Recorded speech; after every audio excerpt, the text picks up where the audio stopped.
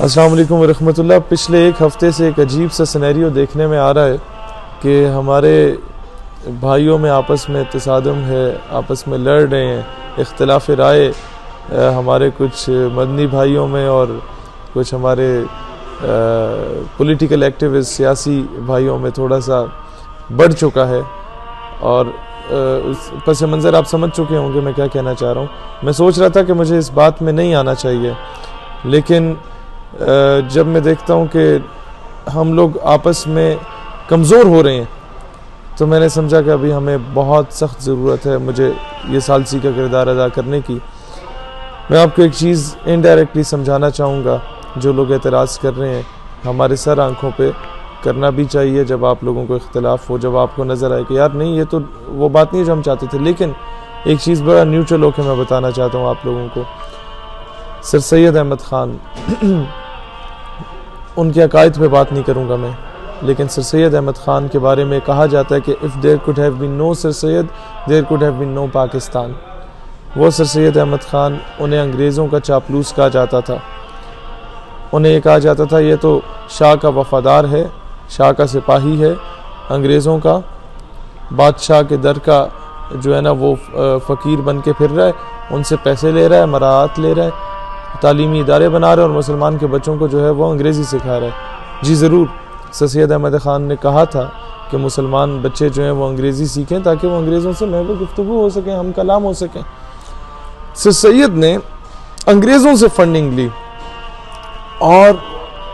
مسلمان 1857 کی جنگ آزادی کے بعد جب بالکل انگریزوں نے پیس رہا تھا نا آٹے کی چکی میں، تو سر سید نے ان سے جا کے مذاکرات کیے، مطالبات پیش کیے کہ یار ان بچوں کو پتہ ہی کچھ نہیں ہے، تو میں نے کچھ انویسٹمنٹ تو کرو نا، یہ ٹھیک ہو جائیں گے۔ اس طریقے سے اب سنیں، ادارے بنائے، علی گڑھ یونیورسٹی بنائی، MAO Mohammedan Anglo Oriental schools and colleges بنائے پورے برِ صغیر میں، اور جب یہ بے تحاشا تعلیمی ادارے بن گئے جن کی آج اگر دیکھا جائے تو اربوں کھربوں روپے کی مالیت پہ وہ ادارے ہوتے ہیں، یہ it's not an easy task, اور وہ بھی پیسے انگریزوں سے لینا۔ سارا کام انگریز بڑے خوش کہ ہم نے مسلمانوں کو قابو میں کر لیا، سر سید تو ہمارا ہی بندہ نکلا۔ ہوا کیا کہ جب سر سید نے دیکھا کہ یار اب انگریز ذرا سا ان کا ڈاؤن فال سٹارٹ ہوا، تو ایک موقع کی تلاش میں تھے۔ جب اردو ہندی کانٹروورسی چلی، اردو ہندی تنازعہ جب شروع ہوا، تو سر سید احمد خان نے فوراً وہ اپنی ساری تحریک سے دستبردار ہو کے انہوں نے کہا بس اب مسلمان ہندوؤں کے ساتھ نہیں رہ سکتے، اب there should be a separate homeland for the Muslims in the subcontinent۔ بر صغیر کو میں مسلمانوں کی ایک الگ ریاست ہونی چاہیے۔ سر سید اتنے میں فوت ہو جاتے ہیں، اور قائد اعظم محمد علی جناح رحمۃ اللہ علیہ جب انگلستان سے واپس انہیں بلایا جاتا ہے علامہ اقبال کی جانب سے، تو وہ اور کہیں نہیں جاتے، وہ جا کے سر سید کی بنائی ہوئی علی گڑھ یونیورسٹی میں خطاب کرتے ہیں اور نوجوانوں کو کہتے ہیں کہ پورے ہند میں پھیل جاؤ۔ کچھ لوگ کہتے ہیں کہ تمہارا، بزرگوں نے کہا جناب عجیب سا آدمی ہے، اس کے پیچھے پڑ گئے،